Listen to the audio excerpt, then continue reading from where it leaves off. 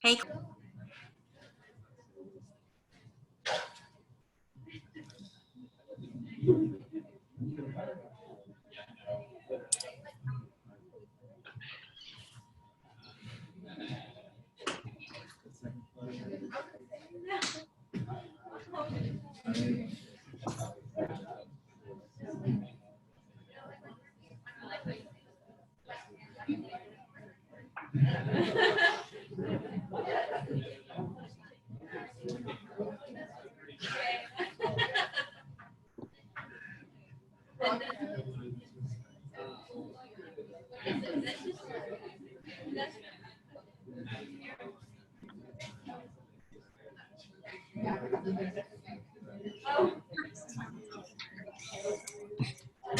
All right. Okay, just so you know, I'm at home, and so if you hear any little kid noises, it's my kids. They're in another room, but otherwise, it looks like most of us are here. This is really great. I know there are a few students who couldn't make it for a reason, either technology, or it could have been that I know one student or maybe two had some scheduling conflict. They were coming for the class and they weren't going to make it home in time. But as you may have read in my email, I am recording the class as well. So just be aware. I always keep my camera on because I want you guys to be able to see that I'm engaging with you guys. If you have any questions, maybe you're willing to ask the questions. You don't have to turn your camera on unless if you want to. Great. It's fantastic. Otherwise, I have 20 students here so far. That's fantastic. I know I've got a few missing, but recording again, so anybody who misses anything can catch up with us later. So, anybody have any questions to start off with? I'm going to do something mildly rude. I'm going to go through and I'm going to put everybody on mute. Only because I hear a lot of I usually know that the most you can do, but I'm going to have possibly 10 of y'all. So I'm going to make sure that if anyone take yourself off mute, ask the question, and there won't be a whole lot of, let's say, feedback or any background noise that's going to interfere. So hopefully you guys have taken a look at Blackboard. What I went into my week 6 folder, have a nice agenda there for you. I cleaned it up a bit, and I'm only going to cover what material I think we need. We'll cover today, we can get next week. It's not going to be a big deal. But here's our pretty much our agenda. I want to give you an overview, and yeah, I misspelled overview. That's right. Overview of lesson plan formatting for the class, since chapter 4 is on planning for instruction, but that would be an important thing to cover right now. Also talk about where to find your TEKS. I have an easy shortcut for all the TEKS for most of the content that you guys are teaching. If there's anything that's not there, let me know and I'll try to provide those links well. Also, we're going to do an interactive Padlet where we're going to talk about some concepts that the Alverman text touch on. And we brainstorm ideas of the importance of certain things we should cover in those lesson plans we write. Then we're going to talk a little bit about the text your group may choose project. I mean, we're not going to talk about that a whole lot today. I feel like I really kind of blew your minds last week when we talked about the texts and the project. Today, we're going to kind of touch on it really lightly, talk about lesson planning, and then have you guys consider which book you like the best so I can provide those books for you. That way, when we start building lesson plans, you'll have what you need to do that. And it won't be as overwhelming feeling, hopefully, as it may have felt last week. Also, homework for chapter 4. It's really, really simple. I'll talk about that when we get there. It's going to basically be your discussion question and answer. And then finally, chapter 3 and 4 quiz. And so honestly, I'm thinking this might take an hour, maybe a little more than an hour. It will not take the full 2.5 hours as it would normally in the classroom, especially since I'm sending you guys home with homework. So that being said, and I said a lot in one sitting, does anyone have any questions right off the bat? I've got my chat, as you can see, I'm sharing my screen. I've got my chat window up here. If you can't, well, actually, I see there's a few people that do need to say something. Here we go. What I'm going to do is kind of pull it over here. Awesome. if you have any questions, always on a Zoom group chat. I've got the chat sitting right here on the private screen. You'll see me looking at this screen. That's for my head, but I've got a secondary monitor that's over here. And that's where I'm going to be looking at what you're looking at. So that way, if you've got a private question to ask me and you don't want everyone to see that you've asked the question, I've got it over here on my private screen. I see everything you see over here to my left. So I'm going to be doing a lot of this today. Okay. By the way, I am feeling a lot better, but like I said, I didn't want to give everybody the flu. Not that I may not have had the flu. I don't know what I had. All I know is I still have a fever. I didn't get it. So thanks again. Okay, so week 6, planning using technology, which was pretty much chapter 4 from the Alverman text. So I really just wanted to talk to you really quickly about, I wanted to talk to you a little bit about lesson plans, because you are going to be writing a few lesson plans that are going to accompany what we're doing in class. If I'm teaching about before reading strategies, I want to make sure you practice writing lesson plans for those before reading strategies and so on. There is a question here. Honestly, I'm recording this, so if anything is kind of choppy, your head isn't really very clear, you can go back and look at some of what I'm saying later. So please don't worry about that. Anyway, back to the page. These are for your perusal. I'm going to have those in several folders. And so whenever I ask you guys, hey, as a group, come up with a before reading strategy for your text, you'll have these templates here for you to go by. The first one here is really kind of a sample. This is from one of my former students who actually teaches math at the school where I used to teach, go figure. She's a 6th grade math teacher. And when she was in my class, she did several. Hers is a really good example because she kind of went above and beyond. So when you're writing your lesson plans, please don't worry about yours looking like Morgan's. It's probably not look like Morgan's. And I really, you don't have to have it look like hers. Ignore that first page. That first page is really nothing you guys have to worry about. The class that I taught at UTSA, really kind of a hybrid sort of course where I taught in the classroom, but they also were doing field work with students in the middle school and high school classroom as well. So what I want you to worry about when you write your lesson plans is really kind of think about your topic, the title of whatever text you're using. And in this case, she really was a text. She ended up doing a lesson based on something the teacher gave her. And in this case, because she was doing field work, she really had no control over that. But you guys will have a text. If you're teaching vocabulary, are there words? In this case, it was vocabulary. And then your TEKS, very important. Always tie whatever you're doing to the TEKS in some way. And I'm going to talk to you a little about the TEKS in just a few minutes. And then your teaching technique. Now, trust me, there is not a teaching technique called headbands. What she was doing was more of a charades. It was really more of a verbal charades type of activity that she did. It just happened to be using the game headbands. So it actually worked really well because it was kind of very, very similar to a research-based strategy. But I think this is a good example of is how she described the activity. She planned it. And so here we have a step-by-step 1, 2, 3, all the way to 10 of how she planned on teaching it. You can do it this way. You're not writing lesson plans tonight, but I just want you to look at it. Or you can do it where you give a script. She did both. I don't know why she did both, but she did both. So I have this here for you. That way you can take a look at what I want to see, the kinds of description I want to see when you write your lesson plans. I see that you have, if you were to go into a classroom, for example, and teach this to a group of 9th graders or 10th graders, you would have a very, very plan on how you would teach the lesson. You can do description with step-by-steps, or you can do a script. I'm leaving that up to you guys. So don't stress too much about it. It's a very basic lesson plan.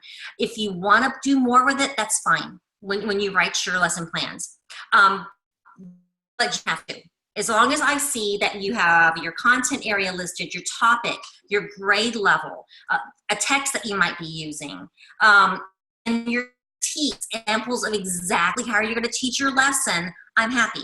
You don't have to do it exactly word for word the way Morgan did. So to answer one of my students' questions, you don't have to follow it exactly. If you want to modify this a bit, that's fine. I'm easy with that. Get clear. I think it's really important to talk about this now since chapter 4 talked about planning for instruction.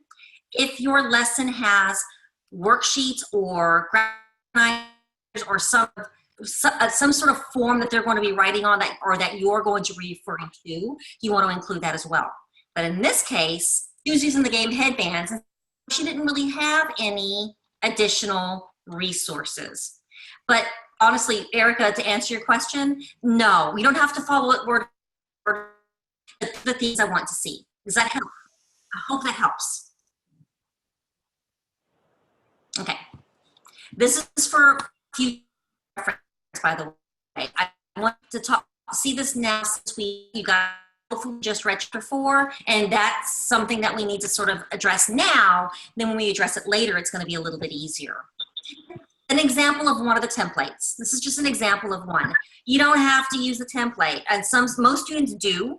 Not everybody does. I know one student last semester, I think, or maybe in the summertime, was a history major. She did something a little bit different, but she did everything I asked for from the template, and I was happy. So whichever format you want to use is fine, so long as I see these pieces. And the template is so very, very basic. I want to see content, topic, title of the text. I want to see your peaks in. A strategy name, or is this a before reading strategy? I need to know what you're using. Give me a name of the strategy. And then finally, rationale. What I mean by that is, why are you using the strategy? Is there a particular reason why this one fits your text, or that this one fits the students that you anticipate working with? Give me a solid rationale for why you're using the strategy. Not just because, well, because KWL is an easy strategy to use. No, give me a good, solid rationale based on the strategy or perhaps the needs of your students, okay? So I'm really kind of telling you guys stuff that you probably already know. If you guys can make a comment here if you want to. If you'd like, let me know if you've already have experience writing lesson plans before. If so, that's great. In my experience, y'all's class, most students come to this course with really very little experience writing lesson plans. That's why I like this very basic format. If you want to go above and beyond, that is absolutely fine.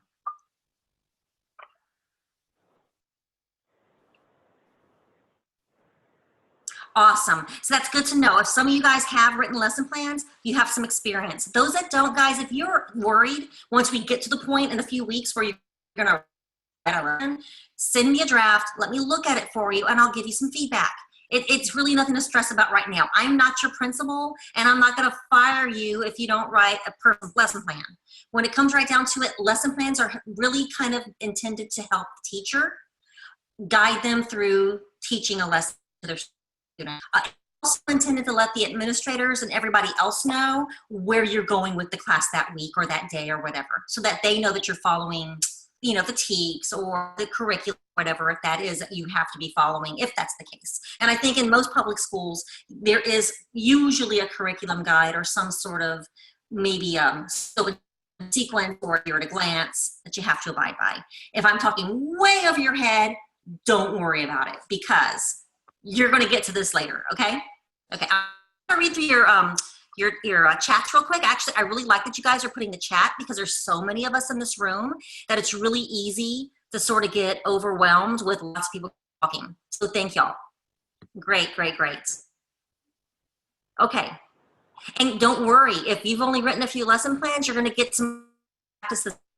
What I think is really good about this class is you're not only going to get practice writing lesson plans, but you'll have it tied to a text. It may not be a textbook, but it will be a text of sort in many ways what you're going to be expected to kind of do in the classroom, really regardless many times of what you're teaching. So it's going to be really good experience, guys. So awesome. And just real quick, whoever's name is computer, if you could tell me your first name, that'd be super. Only I know I'm talking to theater, but I've got like 5 students, and that's okay. Sometimes this program will name you and you'll get some really strange name. I know Jennifer Holloman, one of my master's students, had, I can't remember what her name was one semester, but it was something very, very strange. The computer named her. So let me know who you, oh, awesome. Gotcha. Okay, perfect. Okay, let's go ahead then and move on. I just wanted to kind of give you a peek of the lesson plans because, you know, especially if you're not familiar with writing them. And since our, you know, this particular chapter you guys covered in the Alverman text really kind of stressed planning your lessons, then I wanted to at least talk to you about the kinds of things you'll be seeing in the next few weeks or so. Okay, so we're in week 6, and here, and this is going to be available for everybody.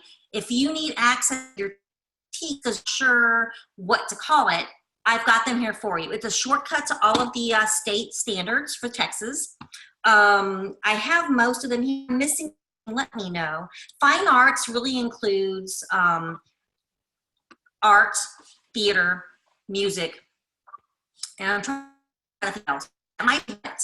But it really includes pretty much all the fine arts, which is nice. And what's nice, it's also broken down by elementary, middle school. Oh, it also includes dance. I don't have any dance majors here, but hey, they're there for you if you need them. So there we go. So there's your fine arts TEKS. That's just an example. Most of these TEKS aren't so Spanish, thank you.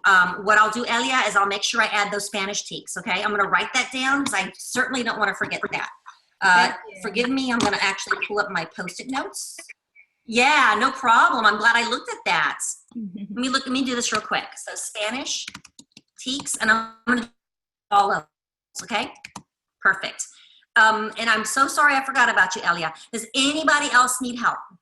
Now, if you are considered, if you consider yourself special education and you see yourself teaching, let's say middle or high school, but using elementary level TEKS, use the elementary level TEKS by all means.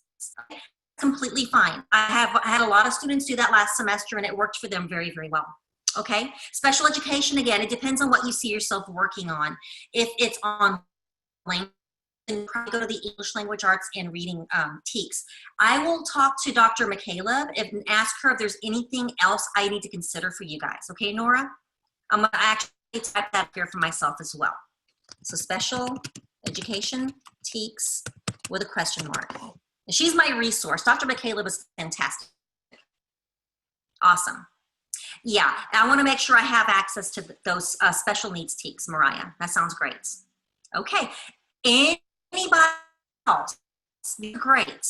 Yeah, and special education teachers do generally modify if they're planning using the grade level TEKS. And so that's something you could do as well.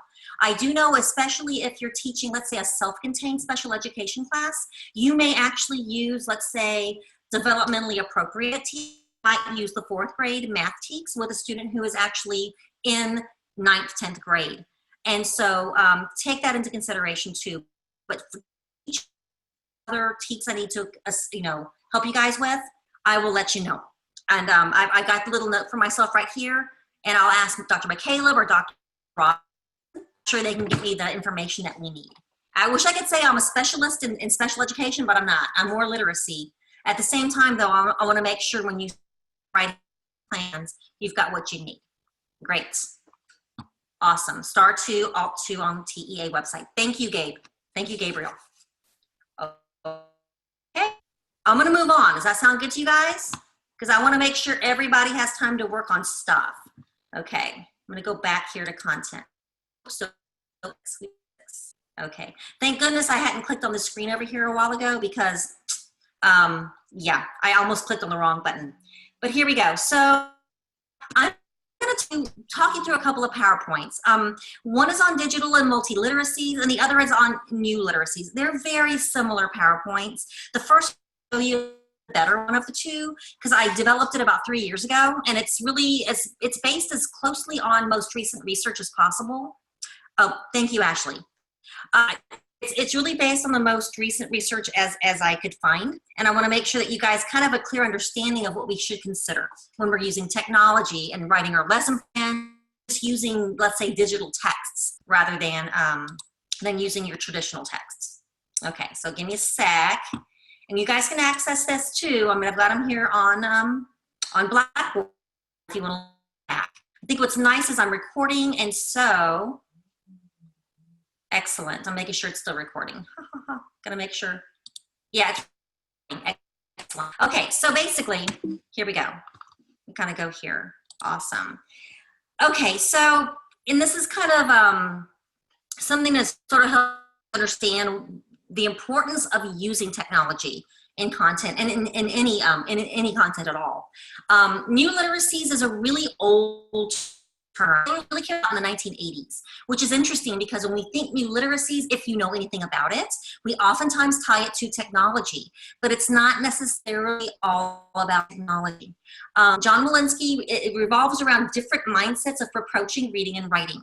And it's kind of like we talked about that second week of class. We talked about the different ways of, or the different modalities of teaching students. It's those types of literacies, visual literacy, the listening, the talking, speaking. All of these are types of literacies that we need to consider when we're teaching kids in the classroom. And honestly, John Walensky believed that class shouldn't just be driven by textbook and teacher talk. We need to allow the students to have their own voice and to really develop more of a well-rounded idea of what it means to be literate and communicate when they get out of the classroom. Okay, so I'm going to kind of go to some more definitions. Here we have one from 94, Leland Parsty. Consider multimedia literacy as ways of knowing that need to be honored in our classroom. And Elliot Eisner, 97. I mean, I'm talking about years that you got not born in. But we have to consider the fact that they're talking about this media literacy, multi-literacies, way back before really media and digital tech had really taken off. In order to be read, a poem, an equation, a painting, a dance, a novel, or a contract, each requires a distinct form of literacy.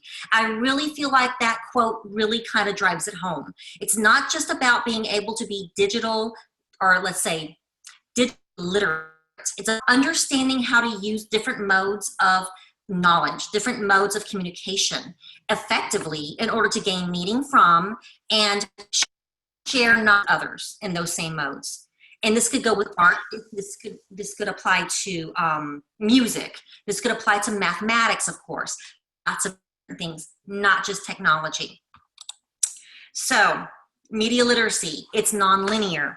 And that's kind of an interesting way of describing the information's organized. In a book, we consider textbooks to be linear. Linear meaning I'm going to read top to bottom, left to right, front to back. When you're on a web page, we don't read this way. There are some web pages that are kind of designed like that, but those are usually your older web pages that were created in 1999. Because people who were developing those web pages were really more in a traditional literacy mindset. Now, when we think about web pages, we don't think that top to bottom, front to back. We can pop around. Our eyes are drawn to the center of the page. It's drawn to certain visual elements. We have drop menus. There are so many different things going on when it comes to media literacy that it's just no longer considered linear.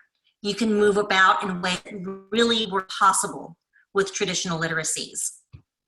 You make sure I don't have anybody else with a question real quick. Awesome, okay. And so difference between the two, I'm just gonna cover this really quick. Usually if you were in class, I'd have you guys come up with your own list, but we're gonna kind of talk about how they're different. Let me go back, okay. Informational texts. If I were to have a nonfiction text, I know I'm gonna have bolded words in the digital text. They might be bolded, but they're gonna link to a definition or a separate page. Informational text, I'll have a table of contents at the front of the book. A digital text, it might be a drop-down menu. It may be maybe a sidebar on the left or right. It's going to be designed differently, and it's going to actually operate differently. I'm trying to think of another really common informational text. Images with captions. Informational text, obviously, right? Maybe I might have a diagram of the heart, human heart, with a caption below. Digital text, you may click on that image, and it could take you to a video. It could take you to the web page. It's going to operate differently, similar, but differently. And I think that's the reason why this is important to keep in mind, is because if I'm going to use a web page with students, assume that, oh, well, they are familiar with informational text structures, so they should naturally carry over to digital text. It doesn't always happen that way. It just does. And here's something that's important to keep in mind as well. This was the most recent information I could find on this. Unequal access. There was a point in the 2010 census, 40% of Texans did not have internet access. Yeah, I mean, I know that was 8 years ago, but that was 8 years ago, and even in 2010, that was surprising. What does that mean? Well, that means that at back then, at least, we had people who either didn't have internet or perhaps they had internet access, where maybe they had access 1 month but not the other. It could have been on a computer or a laptop. It could have also been on a smartphone. But at the time, 40% is quite a large number of people in Texas. It could have been due to economic reasons. It could have been due to being in rural communities. Lots of reasons for this.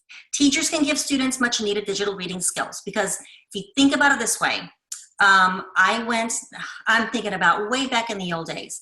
Way in the old days when dinosaurs ruled the earth, I went to high school and I was going to be an accountant. And we did not have computers at my high school.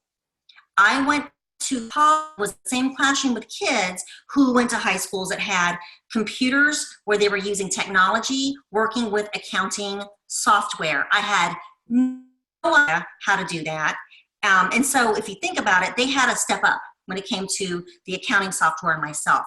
We got to think about it this way too. If I bring a student into a classroom and I expect them to effectively do, let's say, a journal search using the university library bases, and that student is not familiar with how to use databases, how to use, how to write keywords, how to do effective searches, that student at a disadvantage to the student who has that experience. Some students aren't going to get that experience unless we're doing that in the classroom with them. And that's, I think, the importance of this page right here. Just to understand that if we have students who don't have any other access to the computers, we can provide them at least some of that. And later in the semester, I'm going to share with you guys some activities I've done with my 7th graders. And this was maybe 6 years ago. Yeah, 6 years ago, but still 6 years ago.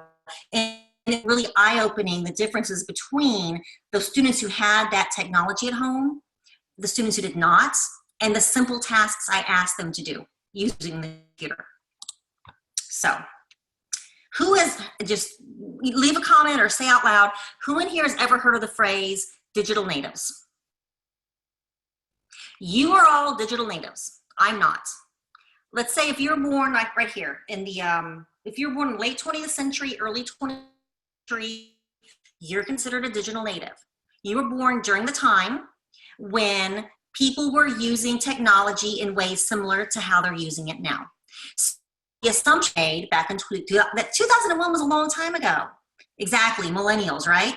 But back in 2001, it was assumed by this particular researcher, you know, we can assume these students are coming to us with really strong digital literacy skills. So those assumptions were made. However, in 2009 did a study, a survey, and discovered that in fact students were not as self-efficacious with literacy or with digital literacy as we at first thought. And so what they found was 80% of student technology time was spent with social networking. 10% was toward learning experiences, and that's kind of how we wanted them to use it in the classroom when it comes down to it. And they were unfamiliar with classroom technologies that would enable them to enhance their learning. They were digital, they had skills. It wasn't the same sorts of skills that were really useful in the classroom. And so digital natives kind of went to the wayside. I have a feeling I would probably say when I was probably in my early master's degree program, digital natives was a really big catchphrase, the thing. But then more research came about and they were like, no, not really. Well, we need to take into consideration that students don't always have those same experiences. Yeah, if you've heard of it a little bit, most of you guys haven't, and I think it has to do with the fact that once this study came out, once this survey study came out, we kind of sort of stepped back. Yeah, people who were born in the 21st century or late 20th century have experience with the technology, not the time, we can't make a lot of blanket assumptions. So same thing with your students. We can't assume that my ninth graders are going to come into my classroom being able to use word processing program to write a paper, or maybe even use, let's say, Google Docs. I know a lot of high schools are using Google Docs effectively without us kind of walking them through how to use these things, because they may come to us having never been expected to use these for occasional learning purposes. Awesome, awesome. Exactly, and I'm talking to Nora right here. When I was in the middle school, we had a sixth grade tech apps class, and I'll tell you what, all they did was keyboarding. That's all they did. When they got to eighth grade, they did more advanced things, but really honestly, they were using PowerPoint. They were using the basics. So, I mean, if it comes right down to it, what do we want them to use the internet or to use technology for? New learning. And you can only go so far using these isolated programs that sort of exist within itself. So, yeah. Now that's really interesting. And honestly, Nora, that's not too uncommon with lots of schools in the area. It really is true. Great. Oh, actually, you know what? This you guys are chatting really, really well. I'm able to look at your chats, and hopefully you guys have the chat window up too.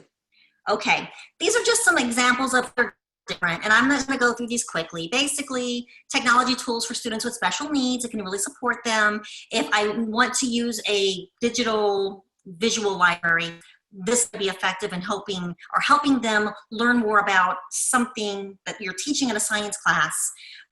It kind of within a technology format.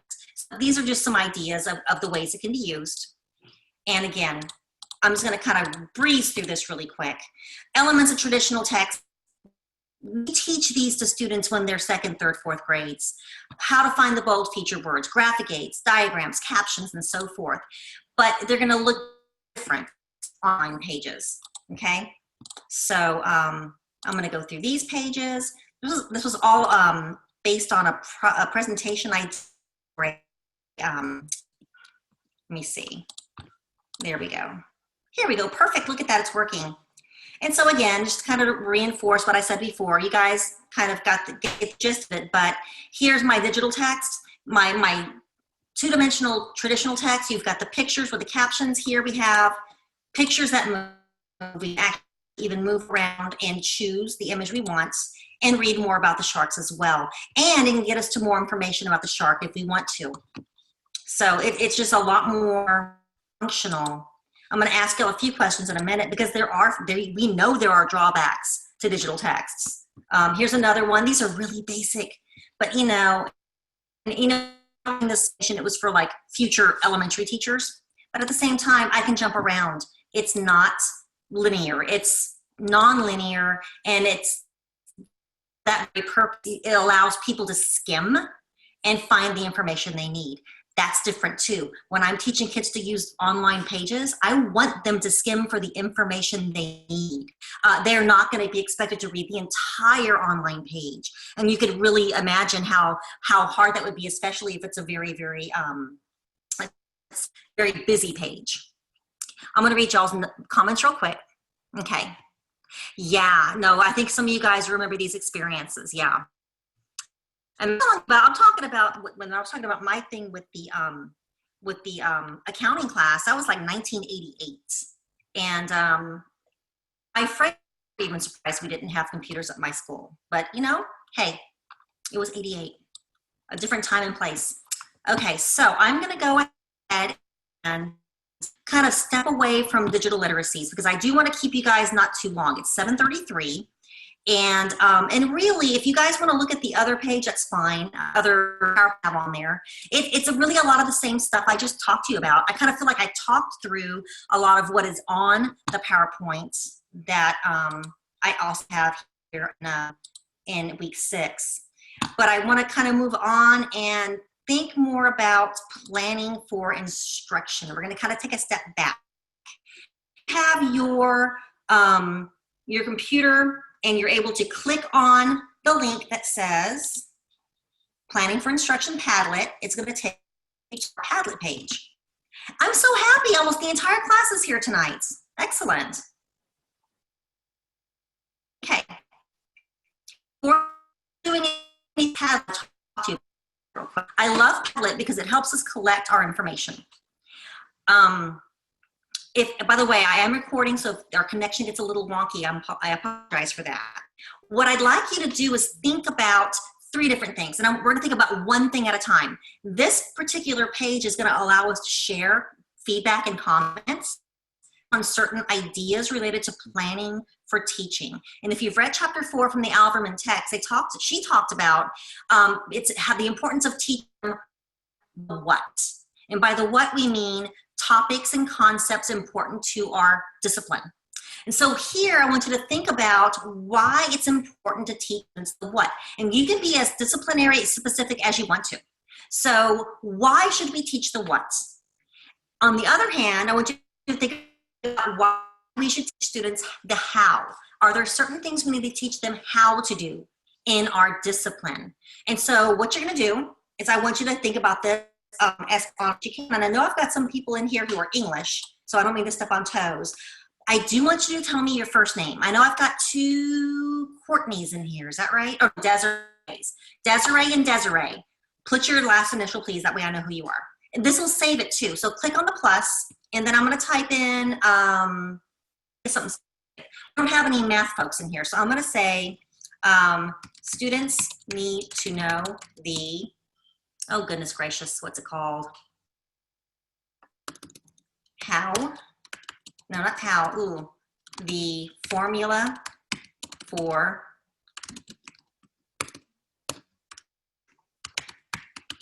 I know I was gonna misspell that, theorem. Oh, I didn't spell that right. Okay, you get the idea. That's the what. Things they need to learn, things they need to memorize, things they need to know, concepts, ideas. So I want you to kind of share some ideas on each one of these first 2. And we're gonna do the last column last because that was not a part of the Alverman text. And so kind of share with the class a little bit of what you think the what should be taught in your particular content. And share your first name, last, whatever. Once you do that, it'll do that. Boy, I wish I could spell Pythagorean theorem. Oh, theorem has EM. I'm gonna try to fix it. See, all my math friends are like, what? There we go. That's what it was. I didn't capitalize it. Cool. Good. I'm pretty sure, hopefully it'll let you edit. It might not. I've got the version where I can edit. So what's the what? You don't have to write a lot.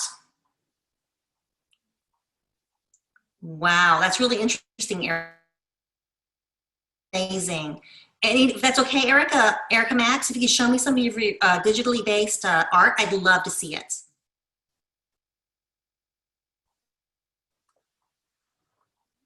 Oh.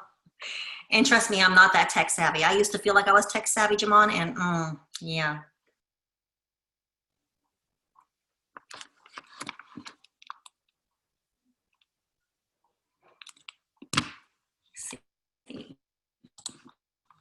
Awesome. Okay, for some reason it wasn't. There we go. Now it's refreshing. I'm gonna close this.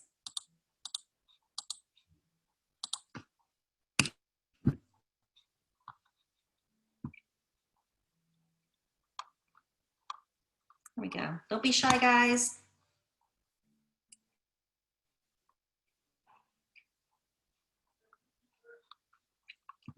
Don't forget your names if you can. If you forget, don't worry.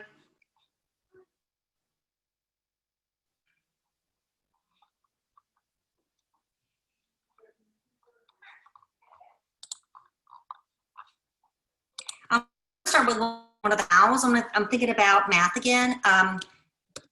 How to solve a quadratic equation. One again, I misspelled quadratic.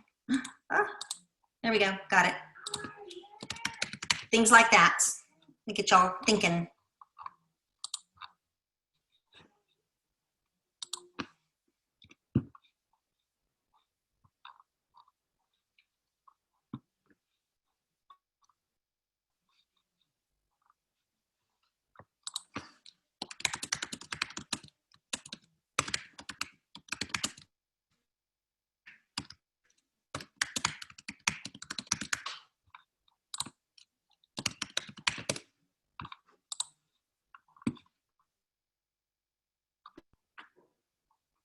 Excellent, excellent.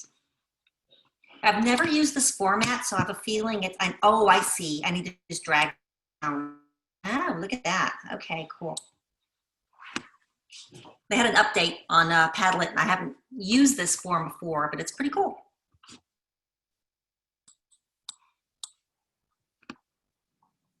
Excellent. And kinesiology and health, think about it. What do you need to know the what?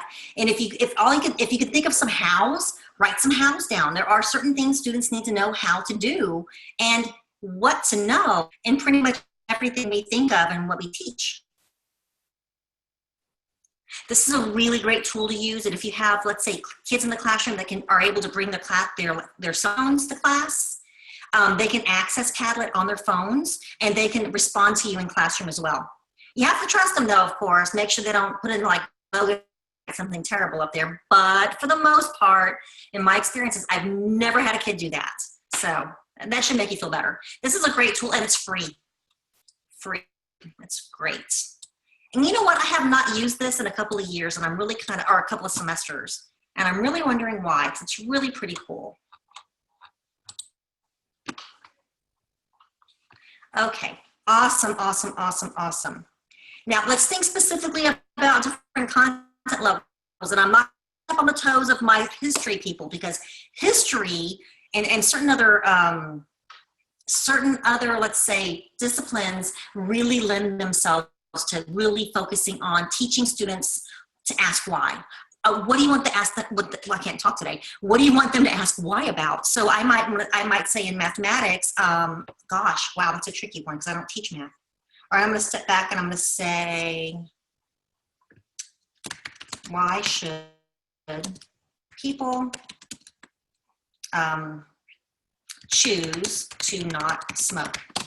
That's a basic kinesiology health question, or a why, I guess. Okay, but some of the whys can get a little bit more critical, right? Honestly, I think the why is really kind of topical too if we think about what's going on in the news right now. The why. Good. I'll let you guys go a little bit longer on this. Did you guys have a lot? Excellent. How to label a sentence. Yes, how to breathe. Then that's important. It's interesting, right? Because that's something that's kind of a skill. There's a wrong way to breathe when you're thinking about exercise. How to exercise properly, healthy, fantastic. How to write a short biography about themselves, fantastic. Okay, great, great, great. And these are different disciplines, fantastic. Need to know how to analyze text. Okay, that's gonna go over here, but that's okay, it works. Students need to know how to connect with their reading to real life, fantastic. Need to know why mitochondria is the powerhouse of the cell. Need to know the importance of physical activity. Need to know the techniques of, where was I at? Right there, I totally lost it. I hate it when I do that, I scroll down too fast. All right, but you guys did a great job here.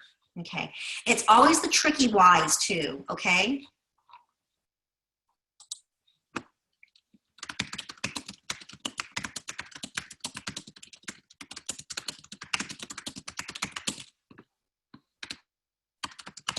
Okay, that's just me on my little soapbox here, okay?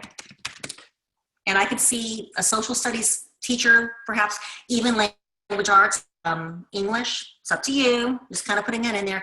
I don't know if you can edit it. I know it's kind of a hassle. You'll notice when I mouse over, I have the option to edit. I don't know if y'all can. Maybe I can change it and fix it for you guys. Let me see if I can do that. I'm kind of playing around with it. They changed some of the setups here, and I want to make you guys chance to do that. So modify, attributions, profanity filter, that's funny. Okay, comments, reactions, new post, attributions, profanity filter.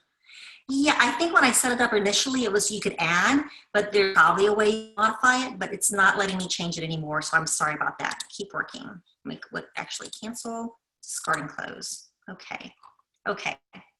All right, so really our takeaways with Padlet is really to think about the different types of goals and objectives that we can write okay if you misspelled something. But there's so many different goals and objectives we can have for a lesson plan. They can focus on the what we want them to learn. Are there concepts or different facts or different, perhaps, historical events we want them to know about and remember specific details about? That's the what.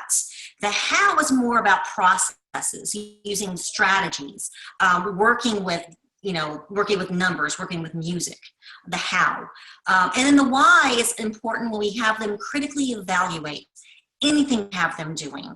And it's okay to let them critically evaluate. You're not going to create an unruly class. You want them to have a really rich discussion, especially if you're teaching about important or things that they should maybe consider utilizing when they become adults. If it's a health lifestyle, you want them to ask the why. If it's events in history that might affect them later in life, you do want them to ask the why. English language arts, the same thing. And this could apply to music and arts and kinesiology and health in so many different ways. And so that's why I kind of wanted to go through this activity. I want you to kind of see that there's different things we can add to our lesson plans when we think about objectives. It doesn't always have to be about the concepts and the facts and learning about the what's. How are they able to create new knowledge? Are they able to share new knowledge? That's going to be the how. And the why is how we're going to have them evaluate so many different things across the board. Okay? So I hope you guys, I'll probably use this once or twice more this semester. I'm not going to overkill you with it. I think it's great with a big class like are and be able to share information. Okay, great. Awesome, awesome, awesome. You guys have some really deep thinking here. That's fantastic. That's what I want out of you guys. Y'all are be teaching high school. I want you guys to be super awesome high school teachers. Okay.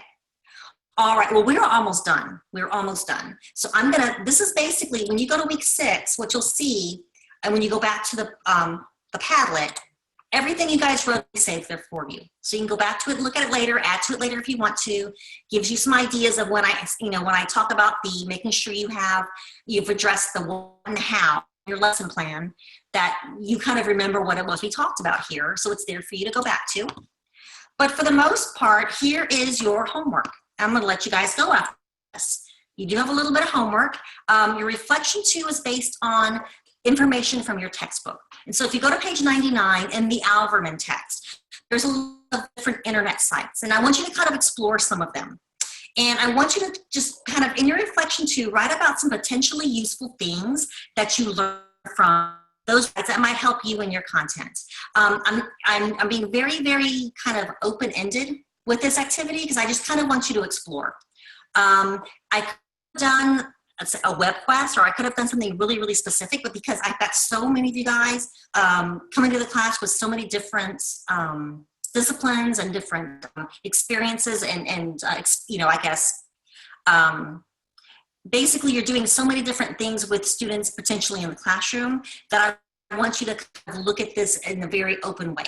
How would some of this help you as a health teacher, as a PE teacher, as a music teacher, as a history teacher, English teacher, early childhood elementary teacher? Is there anything in there useful for you that you could see helping you out later? And then you've got a quiz for chapters 3 and 4. And honestly, these two, they're not going to be due until we meet in class next week. So you've got plenty of time to work on these 2 things. So these are your 2 assignments I want you to work on, okay? And then the last thing here, we're going to look at this next week. And here's what I did. I'm going to need some help on this stuff. I took the information you guys gave me in class last time, and I put it on a Word document. And I did the best I could. I took down as detailed notes as I could, but for some reason, I was unable to find some of the text you guys mentioned that you liked based on public transportation and different concepts you could see yourself teaching in your content area. So what I did was I went to Amazon and I found as many of the books as I could. If these were not the same covers, let me know and I'll change it. You'll notice Race to the Moon, the online article, and then the book in Spanish, there are links. And so take a look at the link, make sure it's the book you meant. This one here, I typed in wrong. And so if you guys could find that text for me, I will fix that. I'm pretty sure that's not the same text you guys talked about. But again, the book which we like the most. Theater arts, you had some great books in mind, but I was unable to find them. So the one called Community Theater Political Interventions, let me know what the title is and I'll add that. Same thing with the one titled, let me find it real quick. Oh, goodness gracious. It was the one about Disney. The Marvel of Disney. I couldn't find it. So if you guys can help me out a little bit, help me out. And I know that you guys liked those two along with The Great Parade. So if you guys can find the other two for me, those might be interesting to my early elementary or to my music or to somebody else in another discipline. And so that'd be great to have the information. But for the most part, I think I found all of the books you guys thought were helpful for you guys. So really, I want you to kind of consider these. Think of the one you thought was helpful for you. And my plan is to get these books available for you guys to use in the classroom. So next week, let me know so I can get those to the classroom as quick as I can so we can start working, okay? Really, that is it. So I'm leaving you guys with those 3 tasks. You have a quiz. I want you to finish the reflection 2, and then think about the books you want to use as a group. One more thing. Reflection 2 is the second reflection. There was no reflection 3 because reflection 3 was that one was for diversity PowerPoints. It takes the place. And so a few of you guys had emailed me saying that you couldn't find the reflection for the week. That's because you did it already. Basically, the 5 you got for your diversity PowerPoint took the place of that. So you guys are all good. Unless you missed reflection 1, y'all should be okay. So I'm kind of looking here at your discussion. Does anybody have any other questions or any concerns?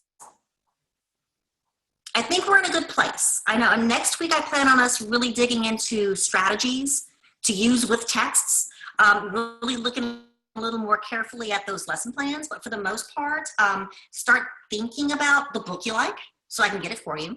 And also, yeah, you have those 2 assignments to complete before next week. So the answer is yes. Reflection and the quiz are due before class next week. If you get them into me by 7 p.m. next week, yeah. Sound good, Gabe? Awesome. Okay. Well, you guys go. Look at that. We're done at 52. If y'all have any questions, let me know. Again, I appreciate y'all being so flexible. I'm telling you what, we're using the blended format of this class to its benefit. I mean, this is great. Let me know again if you have any questions. And then next week, we're going to start in the classroom, the regular classroom, and we'll probably spend the last 30, 45 minutes in the computer lab. Awesome. All right, Elia, I'll make sure I get those Spanish TEKS to you, and same thing with special education TEKS if there's anything else we need to do. Y'all have a great day. Have a great week. Let me know if you have any questions. You guys have been great about communicating with me when you guys have questions. So y'all have a wonderful evening.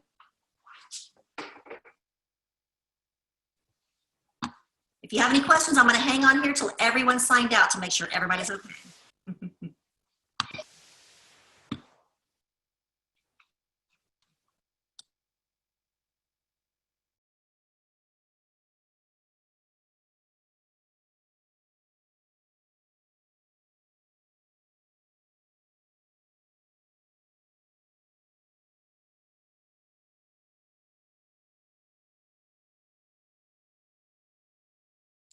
Crystal, I'm going to add those 2 books to my list, okay? Thank you.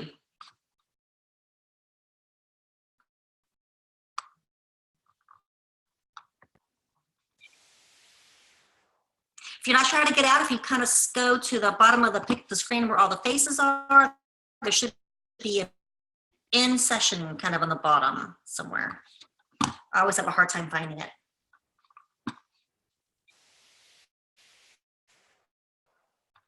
Thank you, Des. I actually feel a lot better today. I just didn't want to get you guys sick.